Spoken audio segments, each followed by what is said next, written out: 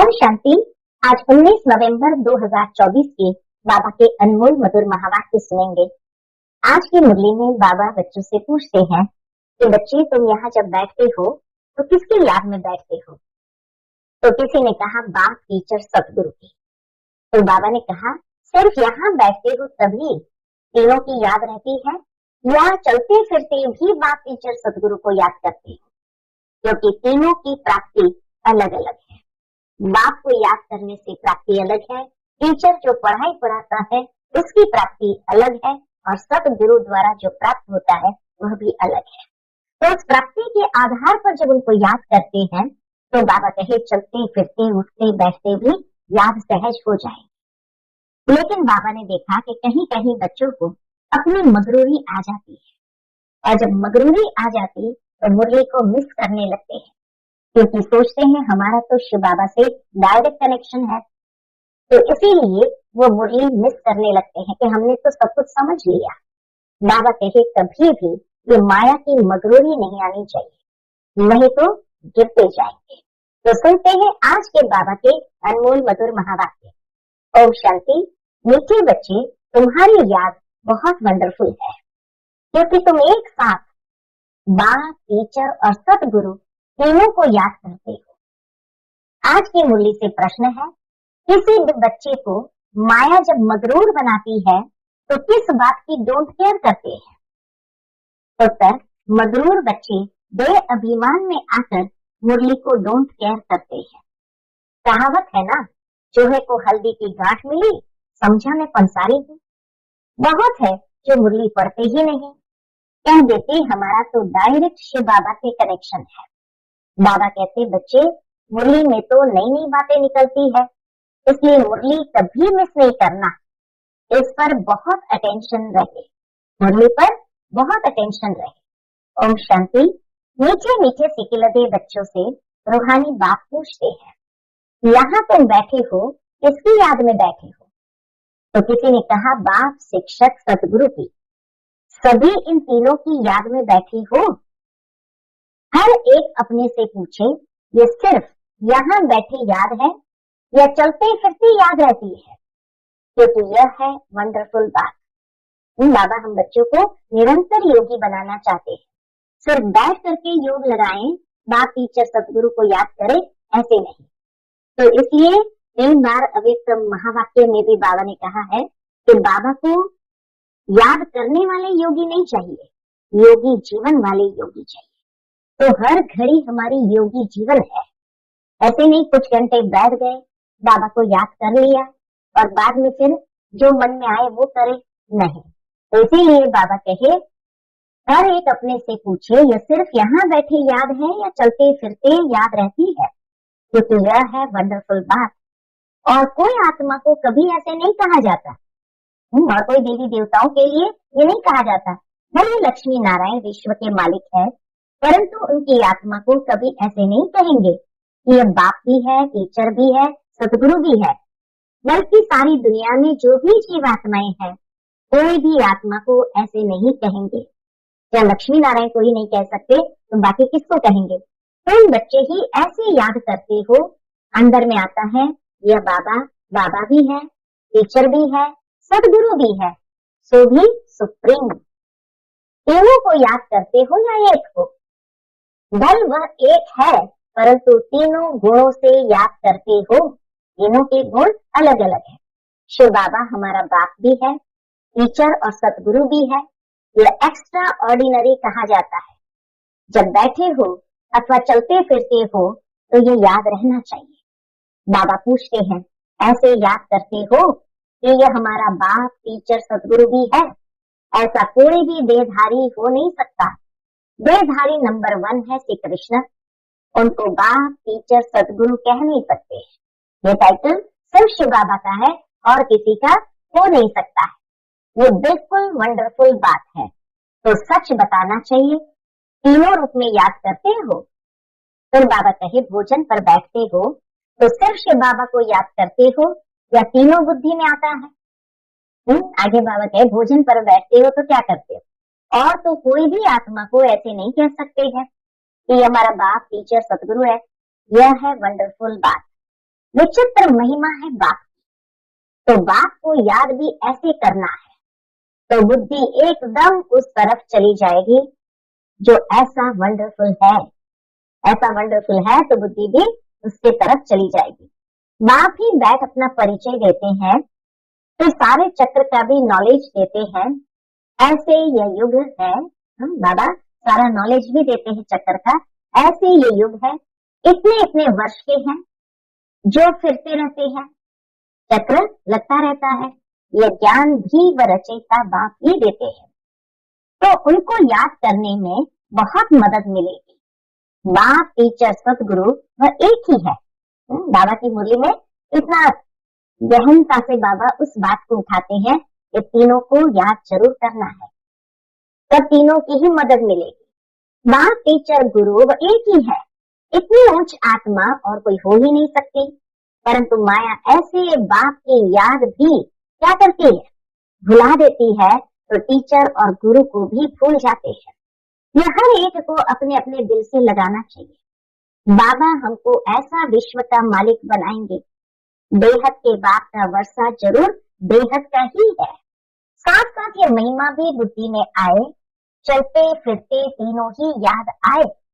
इस एक आत्मा की तीनों ही सर्विस इकट्ठी है। शिव बाबा की तीनों ही सर्विस इकट्ठी है, इसलिए उनको सुप्रीम कहा जाता है। अब कॉन्फ्रेंस आदि बुलाते हैं, कहते हैं विश्व में शांति कैसे हो, वह तो अब हो रही है। बाबा कहे तुम बच्चों को समझाना है, वह तो अब हो रही है, आकर समझो। कौन कर रहे हैं, तुमको बाप का ऑक्यूपेशन सिद्ध कर बताना है। बाप के ऑक्यूपेशन और श्री कृष्ण के ऑक्यूपेशन में बहुत फर्क है। और तो सबका नाम शरीर का ही लिया जाता है, उनकी आत्मा का नाम गाया जाता है। शिव बाबा के सुप्रीम सोल के नाम गाया जाता है। वह आत्मा बाप भी है, टीचर गुरु भी है। आत्मा में नॉलेज है, परंतु वो दे कैसे? शिव बाबा सुप्रीम सोल में सारी नॉलेज है, परंतु वो दे कैसे? शरीर द्वारा ही देंगे ना। जब देते हैं तब तो महिमा गाई जाती है। अब शिव जयंती पर बच्चे कॉन्फ्रेंस करते हैं, सब धर्म के नेताओं को बुलाते हैं। तुमको समझाना है ईश्वर सर्वव्यापी तो है नहीं। अगर सब में ईश्वर है तो क्या हर एक आत्मा भगवान बाप भी है, टीचर भी है, गुरु भी है? सर्वव्यापी कहे तो क्या हर एक आत्मा बाप भी है, टीचर भी है, गुरु भी है? बताओ, सृष्टि के आदि मध्य अंत का नॉलेज है? यह तो कोई भी सुना न सके, दुनिया में कोई भी मनुष्य सुना न सके। तुम बच्चों के अंदर में आना चाहिए। क्या आना चाहिए? ऊंच से ऊंच बाप की कितनी महिमा है। वह सारे विश्व को पावन बनाने वाला है, प्रकृति भी पावन बन जाती है। कॉन्फ्रेंस में पहले पहले तो तुम ये पूछेंगे कि गीता का भगवान कौन है, सतयुगी देवी देवता धर्म की स्थापना करने वाला कौन है? अगर श्री कृष्ण के लिए कहें तो बाप को गुम कर देंगे, या तो फिर कह देते वह नाम रूप से न्यारा है, जैसे कि है ही नहीं। तो बाप बिगर ऑर्फन्स ठहरे ना, बेहद के बाप को ही नहीं जानते। एक दो पर काम कटारी चलाकर कितना तंग करते हैं, एक दो को दुख देते हैं। तो यह सब बातें तुम्हारी बुद्धि में चलनी चाहिए। कॉन्ट्रास्ट करना है, ये लक्ष्मी नारायण भगवान भगवती है ना, इन्हों की भी वंशावली है ना, तो जरूर सब ऐसे गॉड गॉडेस होने चाहिए। तो तुम सब धर्म वालों को बुलाते हो, जो अच्छी रीति पढ़े लिखे हैं, बाप का परिचय दे सकते हैं, उनको ही बुलाना है। बाबा क्या कहे? जो अच्छी रीति पढ़े लिखे हैं, बाप का परिचय दे सकते हैं, उनको ही बुलाना है। तुम लिख सकते हो, जो आकर रचयिता और रचना के आदि मध्य अंत का परिचय देवे, उनके लिए हम आने जाने रहने आदि का सब प्रबंध करेंगे। अगर रचना और रचना का परिचय दिया तो यह तो जानते हैं कोई भी यह ज्ञान दे नहीं सकते। दुनिया में कोई भी कितनी भी महान आत्मा क्यों ना हो, वो भी दे नहीं सकते। भले कोई विलायत से आवे, रचयिता और रचना के आदि मध्य अंत का परिचय दिया तो हम खर्चा दे देंगे। ऐसी एडवर्टाइज और कोई कर ना सके। तुम तो बहादुर हो ना, महावीर महावीर नहीं आओ, तुम जानते हो उन्होंने इसने लक्ष्मी नारायण विश्व की बादशाही कैसे ली। हाँ बाबा कहे तुम जानते हो इन्होंने यानी लक्ष्मी नारायण ने ये विश्व की बादशाही कैसे ली, कौन सी बहादुरी की। बुद्धि में ये सब बातें आनी चाहिए।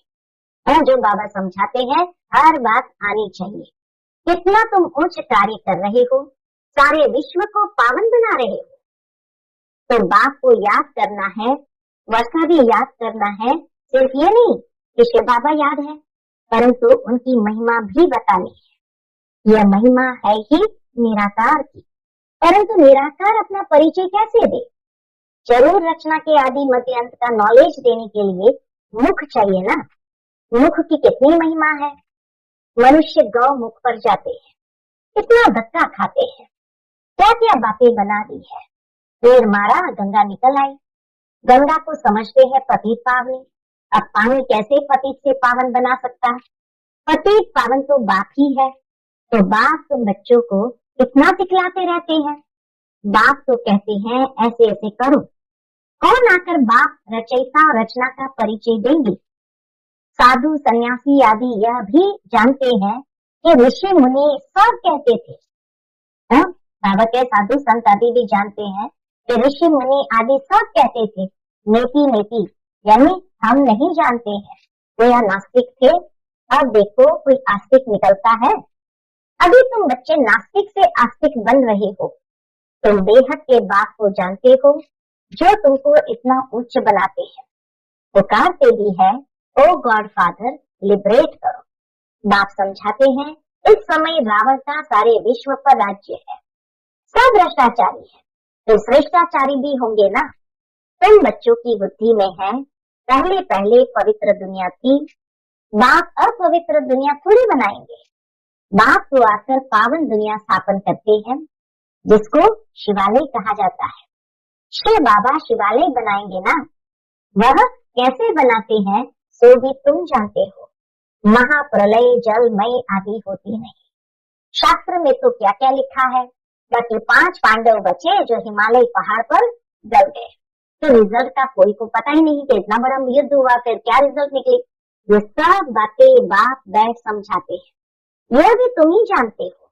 वह बाप बाप भी है, टीचर भी है, सतगुरु भी है।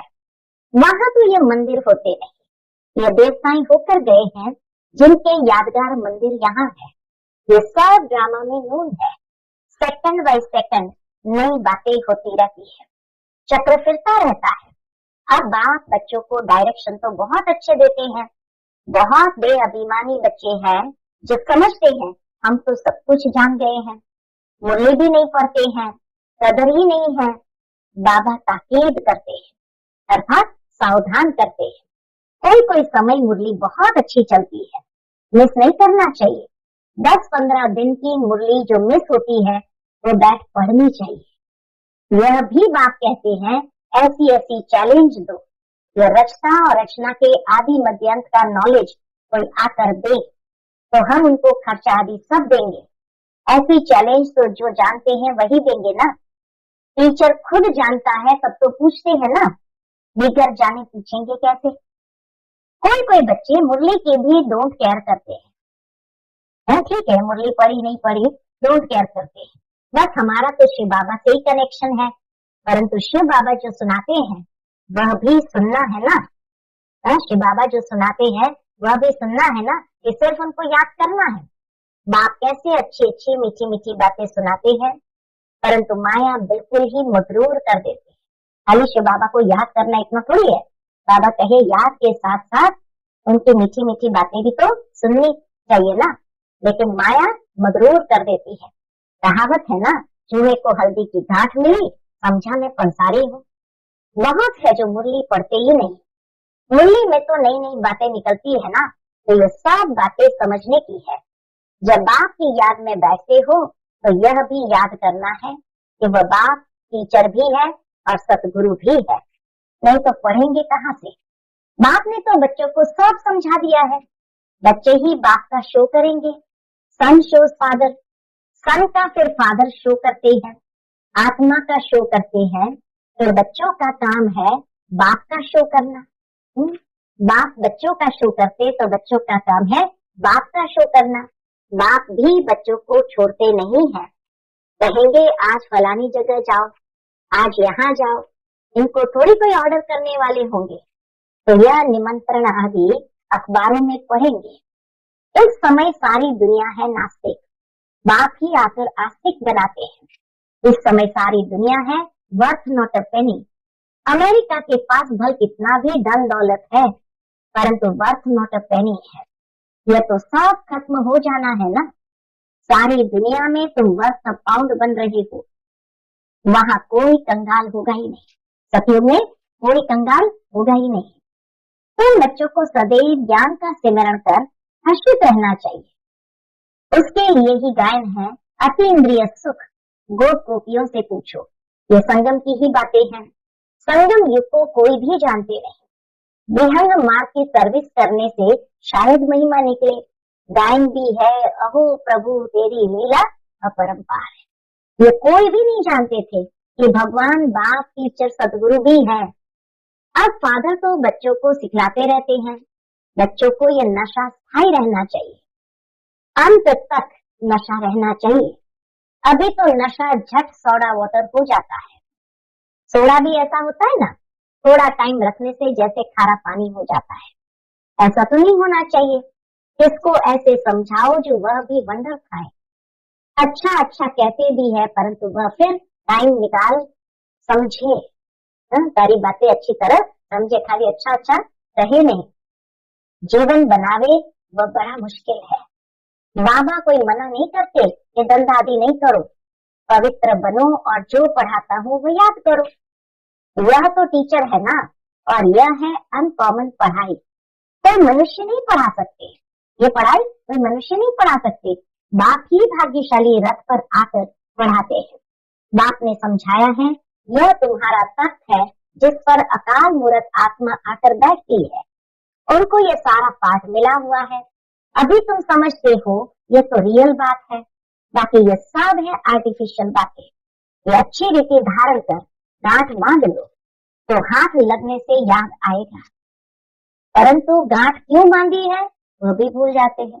पहले के जमाने में माताएं अपनी साड़ी की पल्लों में गांठ बांध देती थी, कोई बात को याद करने के लिए, ताकि जैसे ही हाथ लगे तो याद आ जाए कि अरे हाँ ये चीज करनी है या कहनी है, भूल ना जाए। लेकिन बाबा कहे कई बार गांठ बांध देते हैं, लेकिन ये भी भूल जाते ये गांठ क्यों बांधी है। तुमको तो ये पक्का याद करना है, बाप की याद के साथ नॉलेज भी चाहिए। मुक्ति भी है तो जीवन मुक्ति भी है। बहुत मीठे मीठे बच्चे बनो। बाबा अंदर में समझते हैं, कल्प कल्प ये बच्चे पढ़ते रहते हैं। नंबरवार पुरुषार्थ अनुसार ही वर्षा लेंगे, फिर भी पढ़ाने का टीचर पुरुषार्थ तो कराएंगे ना। तुम घड़ी घड़ी भूल जाते हो, इसलिए याद कराया जाता है। शिव बाबा को याद करो, वह बाप टीचर सदगुरु भी है। तारी मुरली में कितनी बार बाबा ने ये बात आज पक्की कराई है। छोटे बच्चे ऐसे याद नहीं करेंगे, श्री कृष्ण के लिए थोड़ी कहेंगे वह बाप टीचर सदगुरु है। सतयुग का प्रिंस श्री कृष्ण, वो फिर गुरु कैसे बनेगा। गुरु चाहिए दुर्गति में। गायन भी है, बाप आकर सबकी सदगति करते हैं। श्री कृष्ण को तो सांवरा ऐसा बना देते जैसे काला कोयला। बाप कहते इस समय सब काम चिता पर चढ़ काले कोयले बन पड़े हैं, तब सांवरा कहा जाता है। कितनी गुह्य बातें समझने की है। गीता तो सब पढ़ते हैं, भारतवासी ही है जो सभी शास्त्रों को मानते हैं। सबके चित्र रखते रहेंगे तो उनको क्या कहेंगे। व्यभिचारी भक्ति ठहरी ना। अब व्यभिचारी भक्ति एक ही शिव की है, ज्ञान भी एक ही शिव बाबा से मिलता है। यह ज्ञान ही डिफरेंट है। इसको कहा जाता है स्पिरिचुअल नॉलेज। ये ज्ञान को कहा जाता है स्पिरिचुअल नॉलेज। अच्छा, मीठे मीठे सिकिलदे बच्चों प्रति माता पिता बाप दादा का याद प्यार और गुड मॉर्निंग। रूहानी बाप की रूहानी बच्चों को नमस्ते। हम सब रूहानी बच्चों की रूहानी माता पिता बाप दादा को याद प्यार, गुड मॉर्निंग और नमस्ते नमस्ते। शुक्रिया बाबा, शुक्रिया। आज की मुरली से धारणा के लिए मुख्य सार है। पहली पॉइंट, विनाशी नशे को छोड़ अलौकिक नशा रहे कि हम अभी वर्थ नॉट अ पेनी से वर्थ पाउंड बन रहे हैं। स्वयं भगवान हमें पढ़ाते हैं, हमारी पढ़ाई अनकॉमन है। दूसरी बात, आस्तिक बन बाप का शो करने वाली सर्विस करनी है। कभी भी मगरूर बन मुरली मिस नहीं करनी है। आज का बाप दादा का मधुर वरदान हम बच्चों के प्रति है, पवित्रता के फाउंडेशन द्वारा सदा श्रेष्ठ कर्म करने वाली पूज्य आत्मा भव। पवित्रता के फाउंडेशन द्वारा सदा श्रेष्ठ कर्म करने वाली पूज्य आत्मा भव। पवित्रता पूज्य बनाती है। पूज्य वही बनते हैं जो सदा श्रेष्ठ कर्म करते हैं, लेकिन पवित्रता सिर्फ ब्रह्मचर्य नहीं, मनसा संकल्प में भी किसी के प्रति नेगेटिव संकल्प उत्पन्न न हो, बोल भी अयथार्थ न हो। पवित्रता की गहराई बाबा बताते, किसी के प्रति नेगेटिव संकल्प न हो, बोल भी अयथार्थ न हो, संबंध संपर्क में भी फर्क न हो, सबके साथ अच्छा एक जैसा संबंध हो, मनसा वाचा कर्मणा किसी में भी पवित्रता खंडित न हो, तब कहेंगे पूज्य आत्मा, मैं परम पूज्य आत्मा हूँ। इस स्मृति से पवित्रता के फाउंडेशन को मजबूत बनाओ। आज का स्लोगन है, सदा इसी अलौकिक नशे में रहो, वाहरे में तो मन और तन से नेचुरल खुशी की डांस करते रहेंगे। अच्छा, ओम शांति।